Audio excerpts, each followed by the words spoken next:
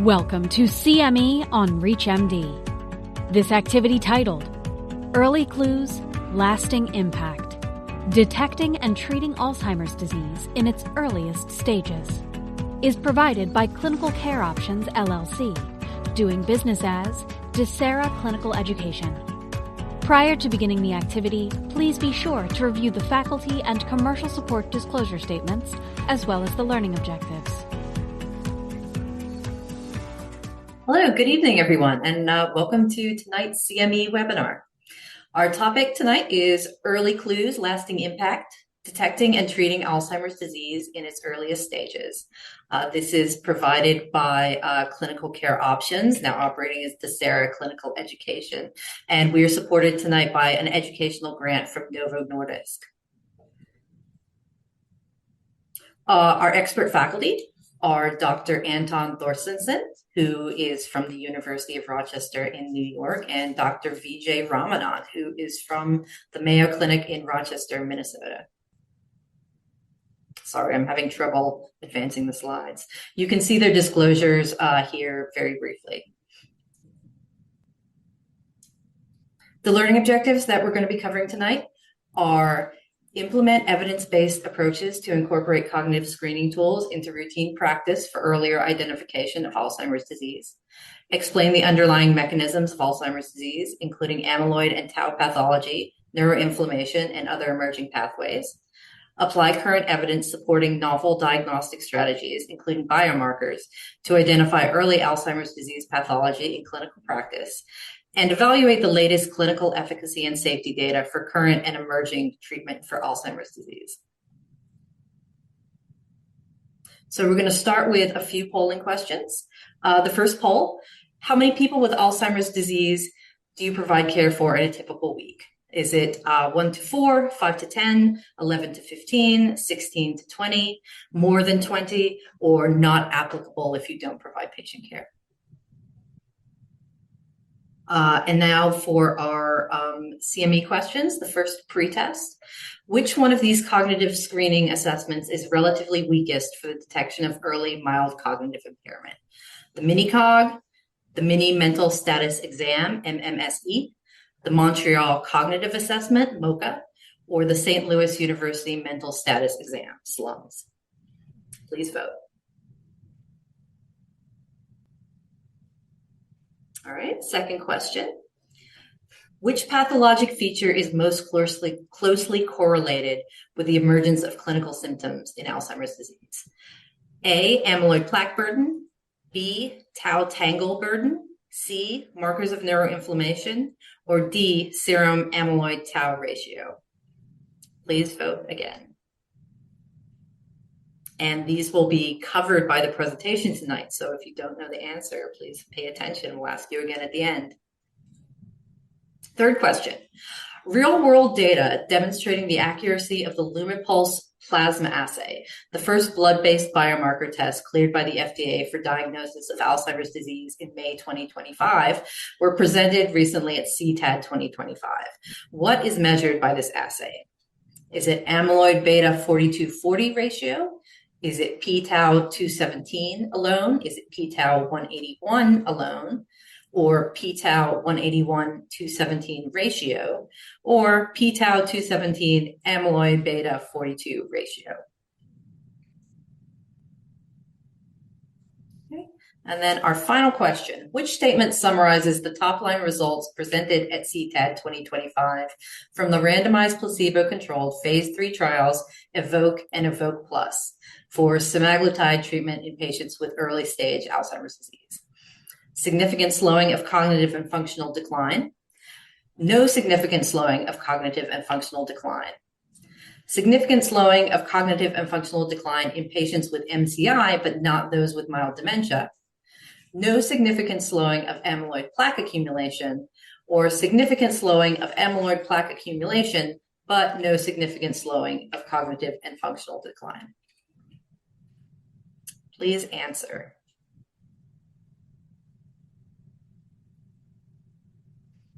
All right, so I'm now going to hand it over to Vijay to start going through the Alzheimer's disease basics. Vijay, please go ahead. Nice to see everybody. I'll just briefly set the stage. The focus of most of this discussion is going to center around Alzheimer's disease. Biologically, we can conceptualize AD as being defined by two hallmark pathologies, amyloid plaques in between the neurons and tau containing neurofibrillary tangles within the neurons. It's thought that the underlying nuts and bolts of the disease actually evolve over a long time, over up to 10, 15, or even 20 years prior to the development of cognitive symptoms related to the disease. And the thinking is that accumulation of amyloid plaques, perhaps activation of other mechanisms like neuroinflammation and others, eventually contributing to tau seeding and spreading, degeneration of the brain cells and their underlying synaptic connections. And so this really creates the conditions where we can think about Alzheimer's disease as having a preclinical or asymptomatic phase where those nuts and bolts are building up, followed by a symptomatic phase where there's progressive cognitive decline. Now, amongst those pathologic elements, research supports that tau burden in the neocortex, and particularly that relationship of tau to synaptic loss and the poor health of the brain cells, that change, that tau burden, is really the most closely correlated with the emergence and progression of cognitive symptoms, that amyloid plaques do accumulate over a long period of time prior to that, but are relatively more disconnected from the emergence of cognitive symptoms downstream. With all that in mind, we can then have a concept about AD targeting therapeutically, perhaps ideally looking downstream as targeting multiple of these underlying biological aspects or pathways or mechanisms within the disease. And it may be similar to other health conditions that are complex and chronic, that individualized multifocal treatment targeting is where the field is headed. So we'll discuss today some of the emerging developments around amyloid targeting therapies, in particular their use in the early symptomatic stages of Alzheimer's disease, some ongoing trials actually testing whether those amyloid targeting therapies might have roles even earlier in our biological concept of the disease in individuals who are amyloid positive but may not be cognitively impaired, as a manner to prevent or perhaps delay the development of cognitive symptoms downstream, but many other mechanisms being either targeted or planned for targeting through clinical trials and translational research, including targeting tau, inflammation, synaptic degeneration, senescence, and other mechanisms. Now, taking a step back, again, most of this talk will focus on Alzheimer's disease, some of the latest research on that disorder. For a patient with cognitive symptoms, it's important to keep in mind that AD is not the only potential explanation for those cognitive symptoms. This reinforces being careful, thoughtful, and systematic in evaluation of patients who have cognitive symptoms themselves or have a collateral history where there is a concern for cognitive decline.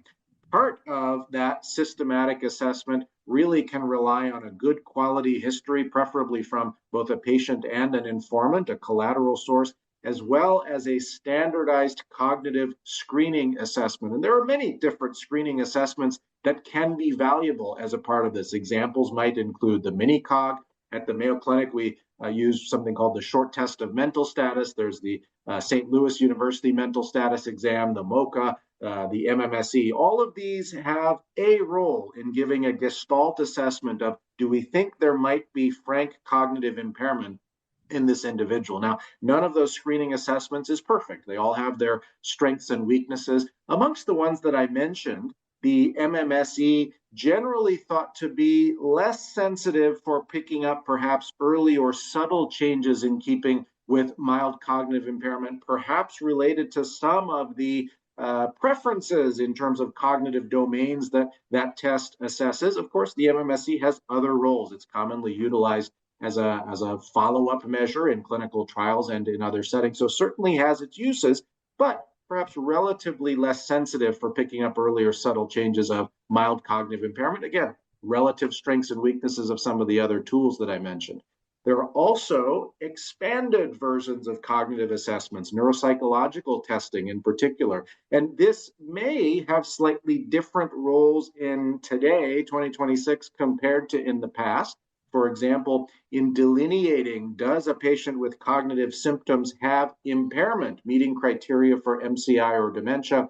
Or is that patient subjectively having cognitive symptoms, but really performing normally from a cognitive standpoint? It's a great use for neuropsychological assessment. For some of the new treatment options for Alzheimer's disease, we don't have evidence that those treatment options have a benefit in the later symptomatic stages of disease. So characterizing the severity of impairment sometimes can be very helpful, particularly for border zone cases and in cases where perhaps the scenario is atypical. Other testing has not yielded an etiologic diagnosis. Characterizing the pattern of impairment across cognitive domains can be helpful in narrowing that etiologic diagnosis and differential. And great news for patients and for clinicians involved in care that we have now excellent and continued development in biomarkers, which can give readouts about that underlying biology, perhaps related to Alzheimer's disease, as we'll talk about later today, but also biomarkers in practice and in development for other neurodegenerative conditions which can cause cognitive impairment. And the point of all of this is being systematic, utilizing those screening tools and biomarkers in a thoughtful way helps us to get confident diagnoses for patients. And diagnosis is the first step to therefore defining appropriate expectations and selecting the right combination of management options for that individual. We know that thinking about issues around dementia, Alzheimer's disease, and related conditions can be weighty. There can be stigmas about those things, but just as with any other health condition, intervening early seems to be a major emphasis, and identification early is part of facilitating that early intervention. With that, we've got a lot to talk about in terms of updates and research in the field, starting with some things presented at a recent meeting at CTAD. And I'll hand things over to my colleague Anton to take over for the next phase. Thanks, thanks, Vijay. This was a great introduction. Sorry, everyone. So you heard about basically the pathology that emerges in terms of the plaques, the tangles, the neuroinflammation, and the oxidative stress metabolic derangement that predates then the onset of clinical symptoms. So we know that you don't wake up one day having Alzheimer's disease. And what makes people more vulnerable than others? So part of it is your genetic makeup. There's an autosomal dominant variant of Alzheimer's disease, rare, but for those families, there is basically 100% penetrance. There are also other genes that may increase your risk, like ApoE4. If you're a carrier of one or particularly two copies of ApoE4, that really increases your lifetime risk. But we also know that lifestyle, diet, and exercise, for example, have a major impact. And this is being better established in clinical trials. So many of you may have heard about the finger study, which was conducted in Europe. And then the Alzheimer's Association basically supported the US Pointer study. So here you have a phase 3 single-blind 2-year multi-domain lifestyle intervention trial. So they enrolled people that were between 60 to 79 years old that were at risk for developing dementia. This is over 2,000 participants. They were cognitively normal, and then they were randomized 1-to-1 to either structured intervention versus self-guided intervention. And what the focus was on was increasing physical exercise, modulating your diet, cognitive exercise, and health coaching. So what would this intervention bring about? And what we saw that over 2 years, we saw both groups actually improve. And the group that had a structured intervention did a little bit better than the ones that did the self-guided intervention. And this benefit, even if it looks small on the graph, it was statistically significant and pretty robustly so. So this matters when people come to us and say, what can I do? And they're still cognitively intact, but they may have family history or otherwise. You can tell them that healthy lifestyle, healthy diet, adequate exercise, addressing some of the medical problems, being compliant with treatment actually makes a difference. It bends the curve, the risk curve here. So this basically can be reflected in some of the measures that you saw previously. So not only in cognition, but there were some impact on brain structures. For example, on hippocampal volume, and again, we could impact sleep. For example, reduce apneic episodes like an obstructive sleep apnea, and we could see an improvement in baroreflex sensitivity, and also in basically cardiac variants, where you see the amount of fluctuation in heart rate. So there are multiple things that healthy lifestyle brings to the table. We're going to come back to probably one of the hottest topics in our field currently, and that is the emergence and the rapid development of blood biomarkers. And there was a very intriguing study, real-world study, done at Mayo. So Vijay, you're a home base. What did this study show us? Thank you, Anton. And I will echo what you said. It's like every other week we're seeing a new high-impact paper about blood-based biomarkers. And I think this is a great thing for the field to have additional tools to help with diagnosis, potentially with even treatment monitoring with additional research in the future. But to kind of contextualize this conversation, as I mentioned earlier, if we're suspicious that a patient may have Alzheimer's disease as the reason for their cognitive difficulties, appending biomarkers is actually critical, in part if you're thinking about therapies that target specific aspects of the biology of Alzheimer's disease, like amyloid plaques. You really need to know, are the amyloid plaques there in the brain to begin with? Because not every patient with memory predominant cognitive decline syndrome at late age is going to have Alzheimer's disease. They may have an alternative diagnosis like late or Lewy body disease or other conditions. So biomarkers critical for trial design, critical for new treatment options, critical for accurate diagnosis more broadly. We have had over many years a variety of biomarkers in the toolkit. Amongst imaging biomarkers for looking at amyloid plaque presence, amyloid PET has generally been considered the gold standard. It's not perfect. No biomarker is. There are very rare cases of typically genetic Alzheimer's disease where there may be issues with the binding of an amyloid PET tracer to the peptide in the amyloid beta plaques, even though that individual has amyloid plaques in the brain. But a very high quality test, generally in the field considered a gold standard in life for detection of amyloid beta plaques. We also have CSF biomarkers, which can give a readout of that Alzheimer's disease pathophysiology. And I think a lot of experience in the field with use and interpretation of those biomarkers, generally quite high concordance between good quality CSF biomarkers and amyloid PET. Having said that, both of those modalities have weaknesses.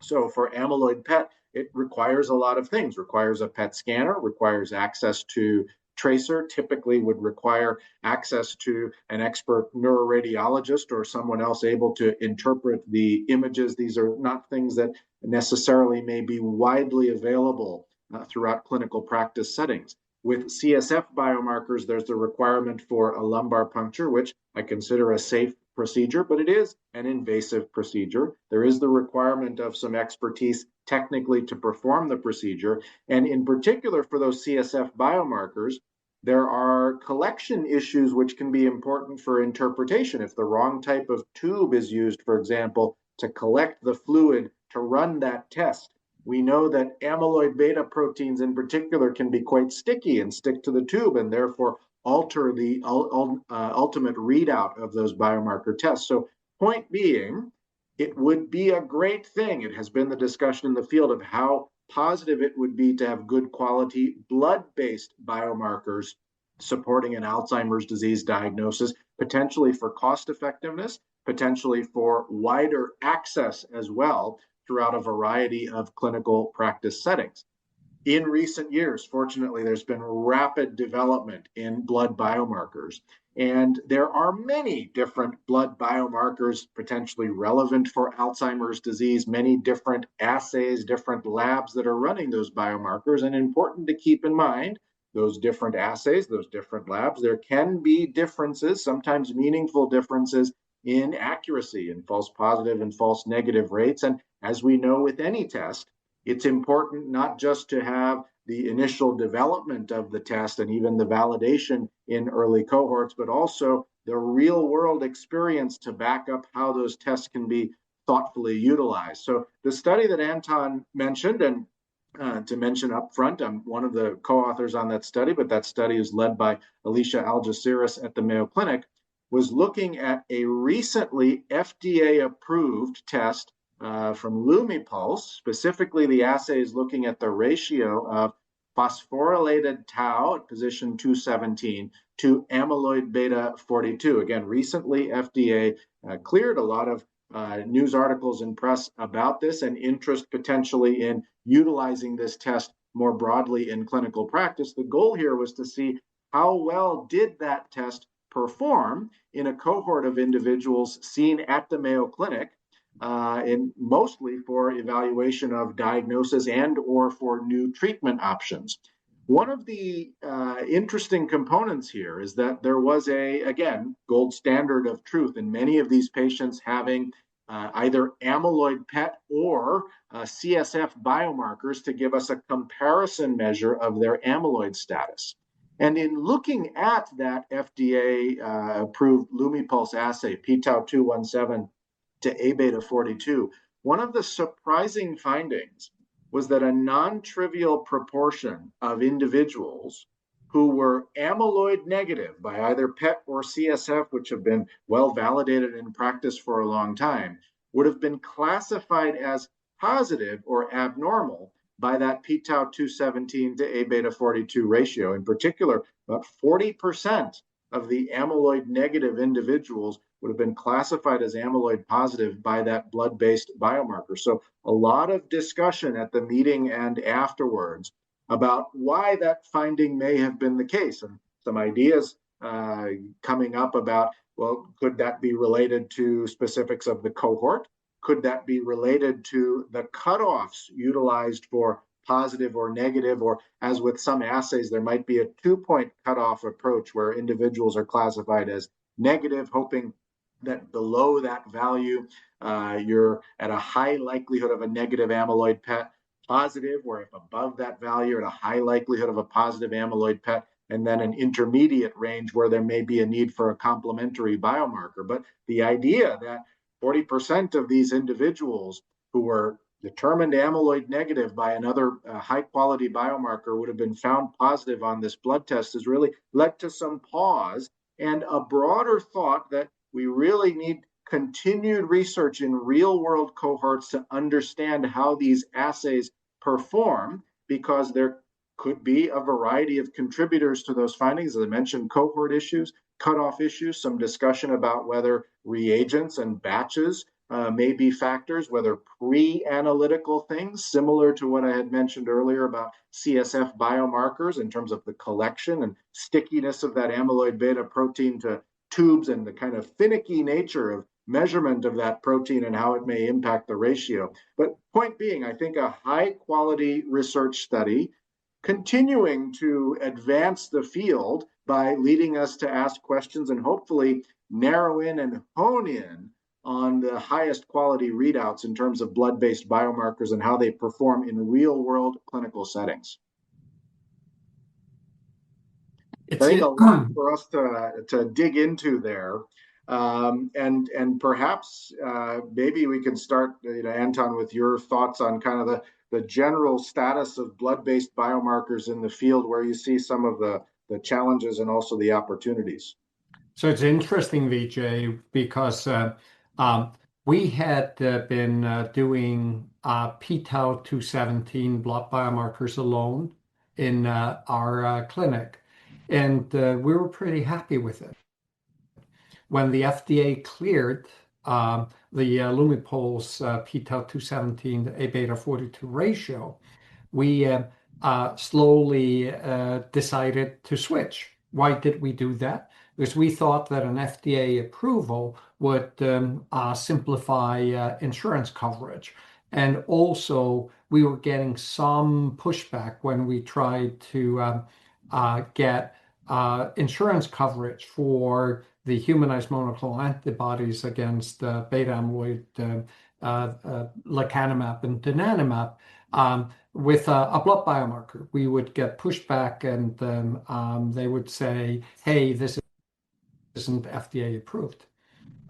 So we ran into at least 4 cases where the test was positive. But after we saw the results from your study, we decided that we wanted to check this further. So they were between getting a blood biomarker and starting treatment. And we were able to squeeze in a PET scan. And this was for a reasonable group of people. But we had 4 cases where they were positive on the blood biomarker, but negative on an amyloid PET scan.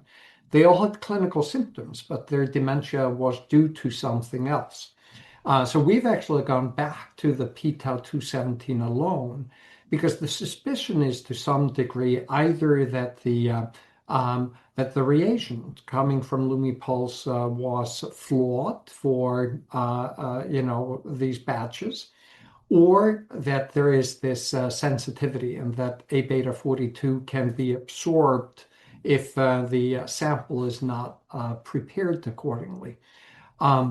So blood biomarkers are increasing significantly in my clinic. In fact, most of the new patients, if they have clinical symptoms, are getting blood biomarkers first. And even quite a few that come in with atypical presentations, because if there's information here, at least you can say, well, it doesn't seem to be due to an elevated amyloid plaque burden that you're having this. And for both treatment and for patients, that has been surprisingly well received. We haven't done the p-tau181, which was approved for kind of primary care. Not yet. And we're waiting, because the interesting thing about a p-tau217 test is that it predicts amyloid burden. It is not as good at predicting your tau tangle burden, even if it is a tau isotype. So we expect to see more blood biomarkers be FDA approved in the near term.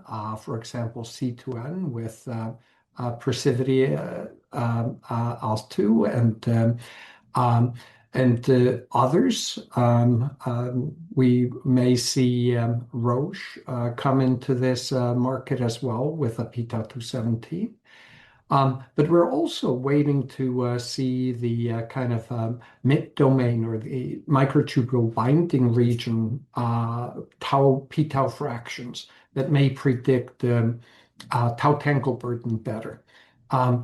But what are you doing? What are you seeing? What's kind of the standard in your clinic? And are you I couldn't agree. I couldn't agree more. Docs? Are you seeing? I think you outlined things very, very well. We've been similarly very pleased with the p-tau217 assay. It's one of the most commonly used tests now, I think, in our memory clinic, also in general neurology settings as part of early screening in patients who have cognitive symptoms as a rule in or a rule out in some of those unusual situations, as you mentioned, for Alzheimer's disease. And I think, you're absolutely right. It's a common point of confusion. You've got a protein of tau, but really what it's reading out to you is that Alzheimer's pathophysiology is there in the brain. The concordance is with amyloid status and positive amyloid PET scan. And it'll be really fantastic as we look to the future, similar to how we approach lipid management, other disorders where there may be multiple blood-based biomarkers that are each giving you some unique information, and you can use that to then target for potentially trial screening, therapeutic selection, potentially other tests in some cases. So I think that the field is moving positively, and that's a really good thing. One of the discussions that this issue buttresses up against is when and whether the field would be comfortable with initiating goal-directed treatments, amyloid targeting treatments based on a blood biomarker test alone. I think there's some variation in practice around this. At our center, we are, again, using the blood tests in early screening to help with diagnosis confirmation. But for patients that we're really seriously considering for anti-amyloid therapy, we're still preferencing trying to get an amyloid PET scan or at minimum CSF biomarkers prior to that. Is that something that could evolve in the future, perhaps with very, very straightforward cases? I think continued research is going to be the key to that discussion. And are you seeing many primary care practices in your area using blood biomarkers, or is that still mostly in the specialty clinic? That's a great question. Our experience is certainly growth in primary care practices.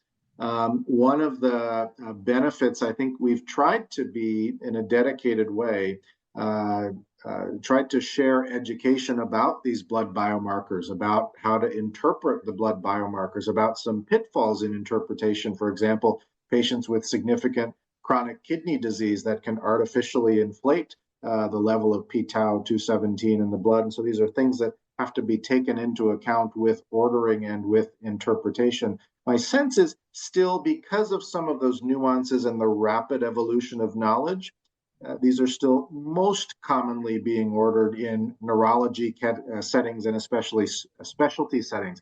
But we've seen tremendous growth in general neurology and even in some primary care settings with ordering of this test.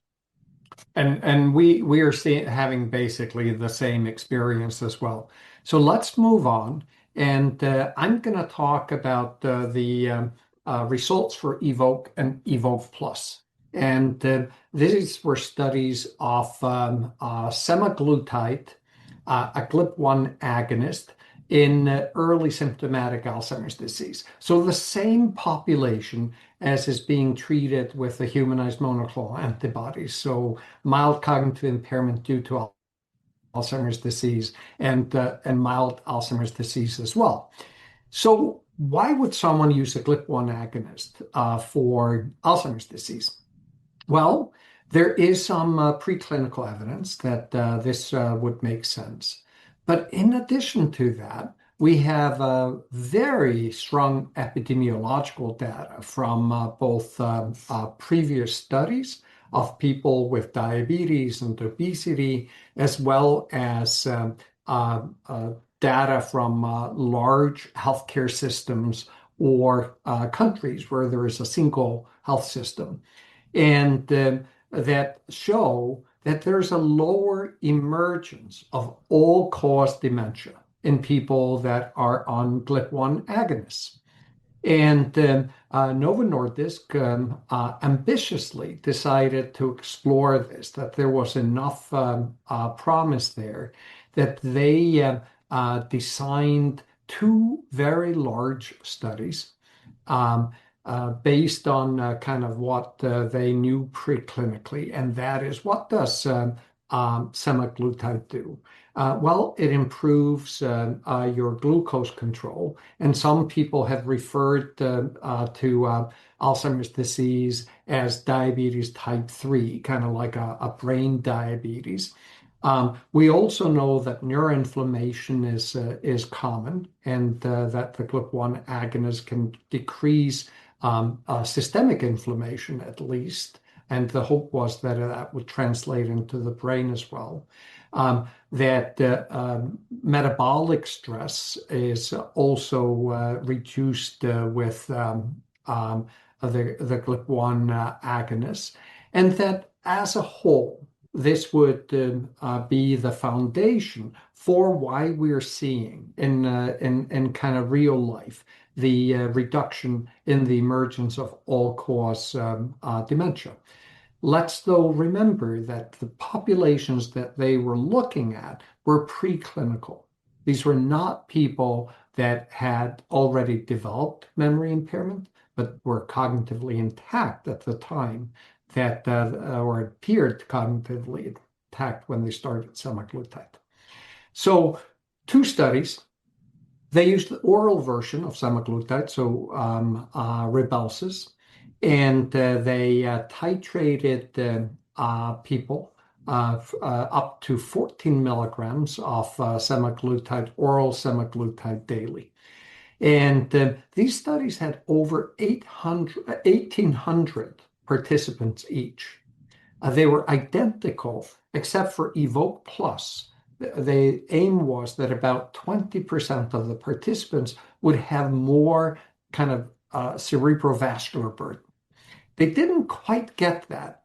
When you're looking for something, we think that we see mixed dementia all the time, or that we see so much kind of cerebrovascular burden. But when you're looking to recruit these people into trials, it is not as easy. And that was the results here. They got about 11% of participants that had high cerebrovascular burden. Well-designed study. I'm not going to go into all of the details. Well executed, using outcome measures like the clinical dementia rating scale, sum of boxes that we saw as the primary outcome measures in the humanized monoclonal antibodies. And basically, these were patients with MCI due to AD, mild AD. They were biomarker verified, 55 to 85 years old.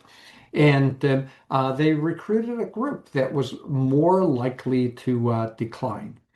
And what was very disappointing in this study, and here we were looking at basically the main outcomes were at 2 years. So 104 weeks, but the study continued for a full 3 years. So that's why you're seeing 156 weeks here on the graphs. But there was no difference between drug and placebo in terms of decline over the course of 2 and then even 3 years. So very disappointing, actually, for me.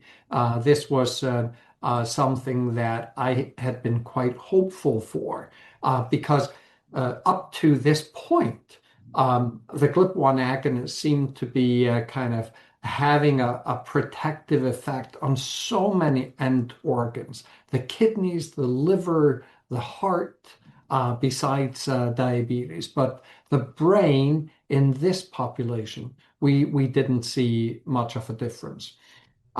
This was basically seen on global measures, This was seen on activities of daily living and time to progression. There were, regardless of the main measure, we didn't see a difference. And the overlap was so tight that, the leaders of the study were asked, do you expect that there will be some subgroup here, for example, APOE4 homozygote carriers, that will have preferential benefit? And the answer was it's actually unlikely because the overlap was so very, very tight. We will see that detail when we go to the ADPD conference, which will be in Copenhagen in mid-March. And Nicola mentioned before that she's planning another webinar about the main findings there right after the study. So people have asked me, were there, was there compliance? Did people take the drug? Was there any evidence that they took enough? And yes, blood glucose looked better. Markers of systemic inflammation looked better. The compliance was surprisingly good. So this was not because we underdosed or that people dropped out because of side effects or something of that nature. Study was well done, well executed. And, when you looked at biomarkers, both CSF and blood biomarkers, there was also not a very clear picture. And in fact, when we found something in the CSF, it went the other way in the blood biomarkers. So as a whole, there didn't seem to be a convincing picture, except for the fact that the drug did in the periphery what we would expect it to do. In addition to that, basically, we know that in other studies with the GLP-1 agonist, we continue, though, to see titillating evidence that somehow there's a difference in what is called proteomic dementia risk, that used the subcutaneous semaglutide as opposed to the oral version. So we're trying to still figure this out. But I think that the consensus was disappointing results. Still some intriguing impact on the markers that we think increase your risk overall, but maybe we need to move earlier to a preclinical population. So very disappointing to me to see the results. Vijay, what was your sense here? What was your reaction? Similar. I think both of us and everybody joining would like all the tools we can get to treat Alzheimer's disease. I think there was hope that there may be a positive signal out of this report, and unfortunately none coming. So I don't think we have an indication for these drugs in clinical practice as a treatment for Alzheimer's disease at this time.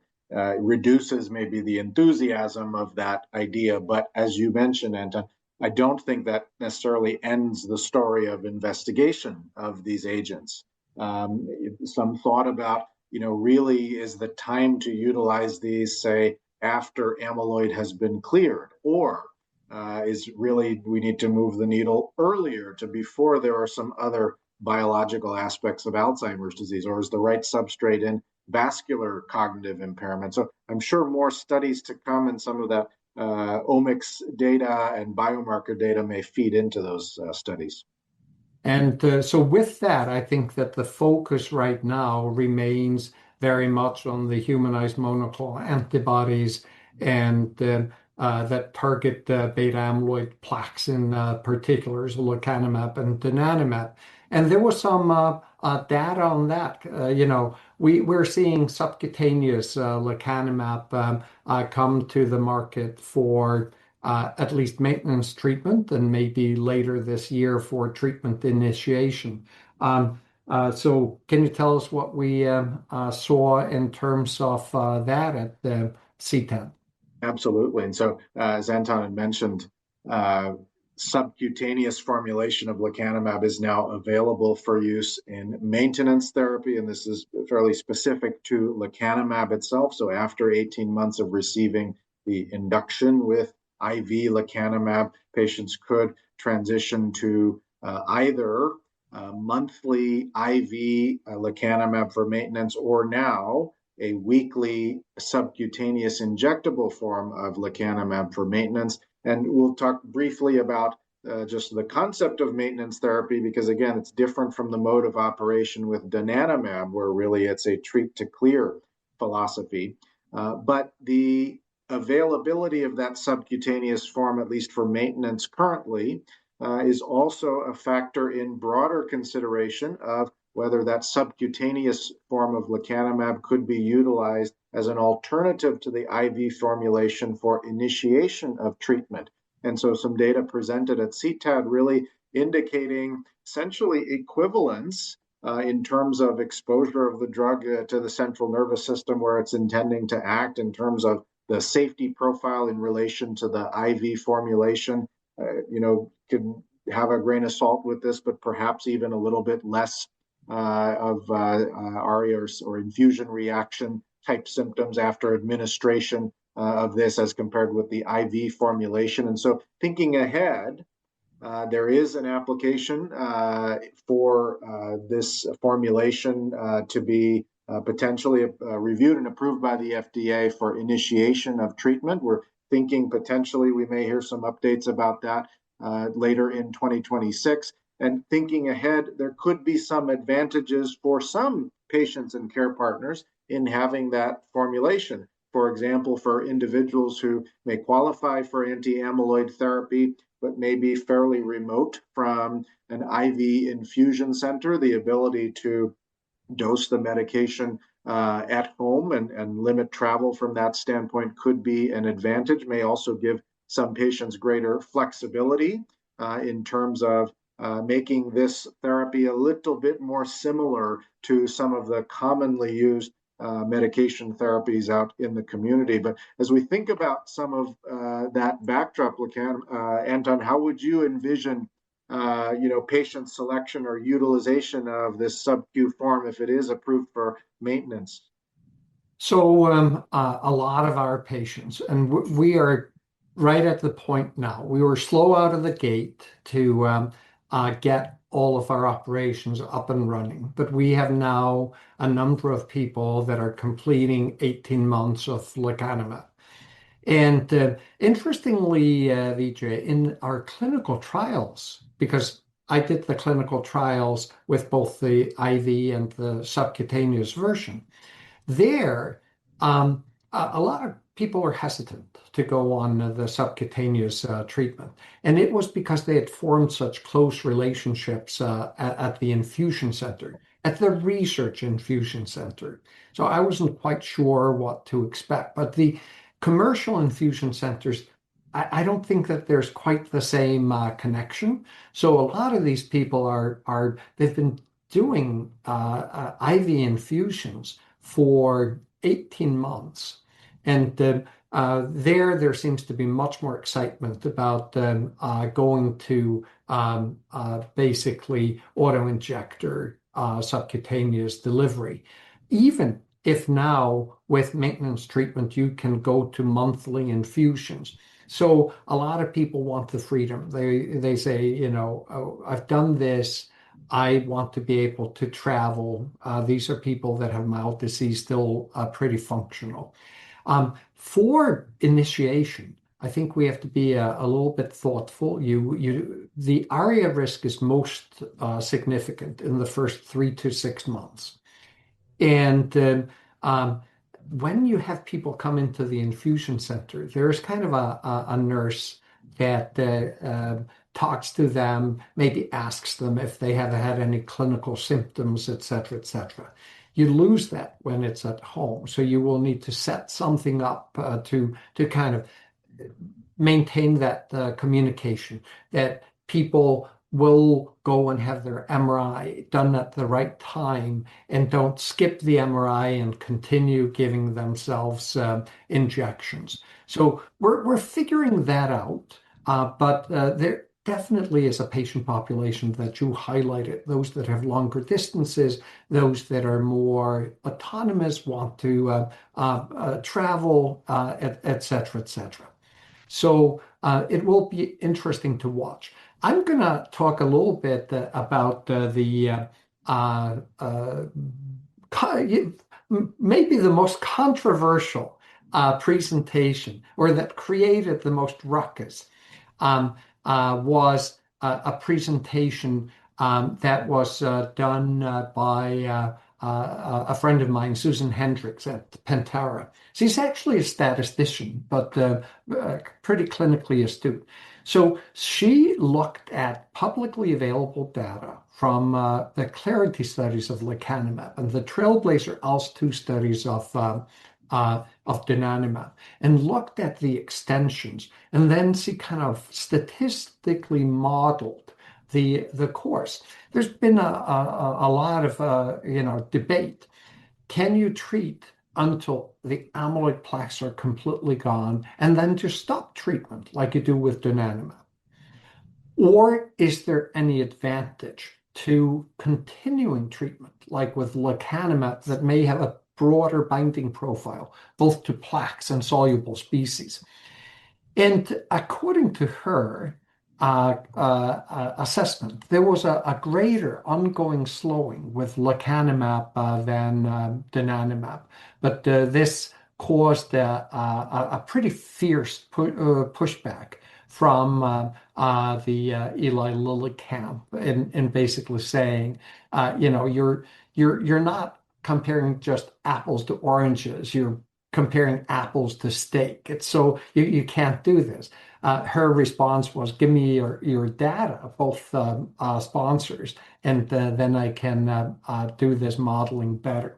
But in the interest of time, I'm going to quickly talk about also kind of what we're seeing, and that's brain shuttle technologies. Here we actually have antibodies that bind to basically the transferrin receptor in the brain, which helps increase the amount. It kind of increases by tenfold the percentage of the antibody that gets across the blood-brain barrier. And this is really the next generation of kind of antibody treatments targeting anything in the brain. And trontinemab is basically the main, the first in this group. And basically, we have data from a phase 2 study that suggests that there's remarkable amount of amyloid clearance in just 7 months. Over 90% become fully amyloid negative, and with much lower rates of ARIA-E and ARIA-H.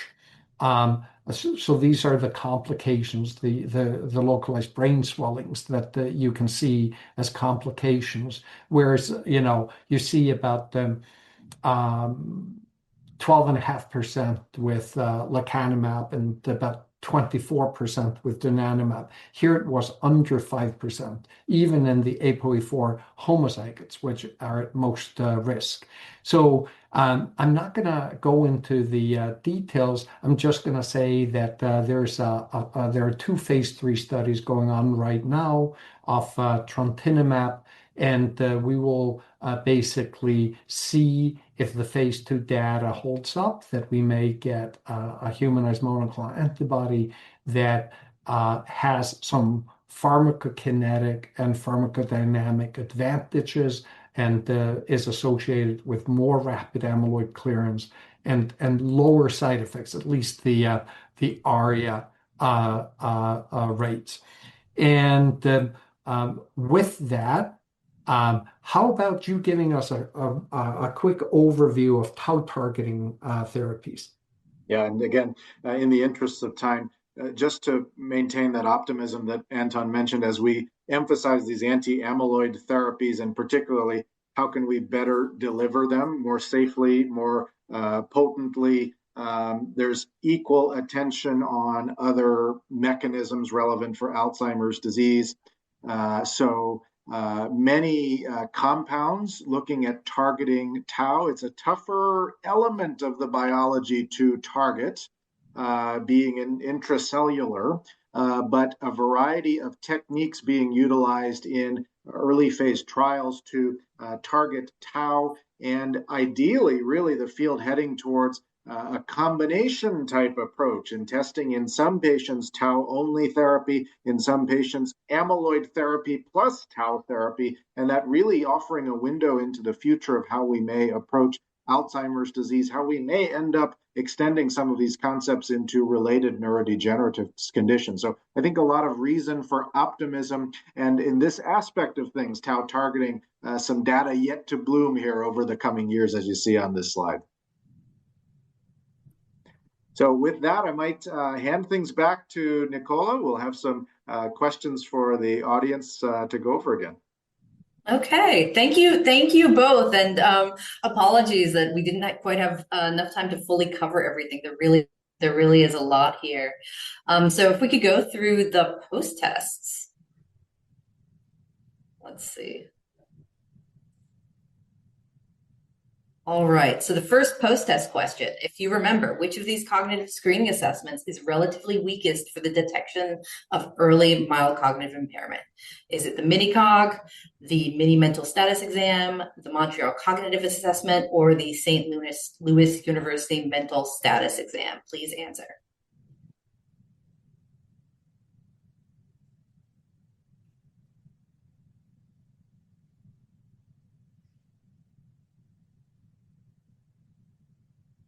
All right, I see 78% of you answered that one correctly, so good job. Next question.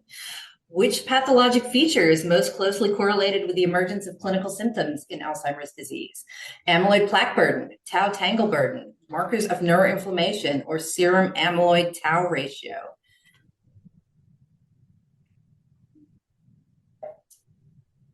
Please answer, and I'll wait for the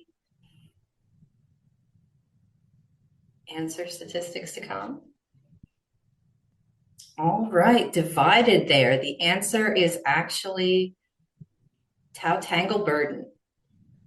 The neuropathologic change that correlates best with the severity of clinical symptoms and cognitive loss is the extent and distribution of synaptic loss, neurofibrillary tangles in particular.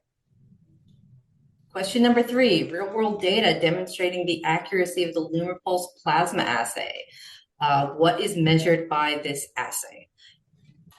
Amyloid beta 42/40 ratio, p-tau 217, p-tau 181, p-tau 181/217 ratio, or p-tau 217 amyloid beta 42 ratio? Please answer this one.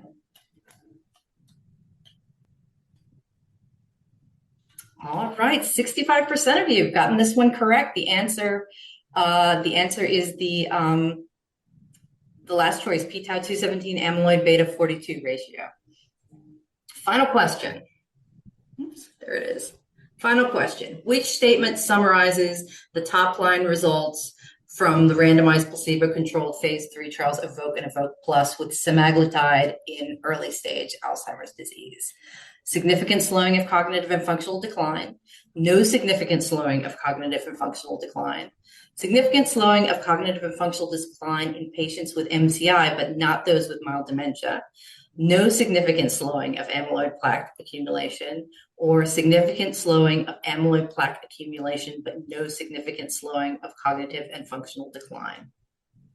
All right, and again, a lot of you got this one correct. The answer is B, no significant slowing of cognitive and functional decline was seen with semaglutide in this trial. You've been listening to CME on ReachMD. This activity is provided by Clinical Care Options, LLC, doing business as DeSera Clinical Education. To receive your free CME credit or to download this activity, go to reachmd.com/CME. Thank you for listening.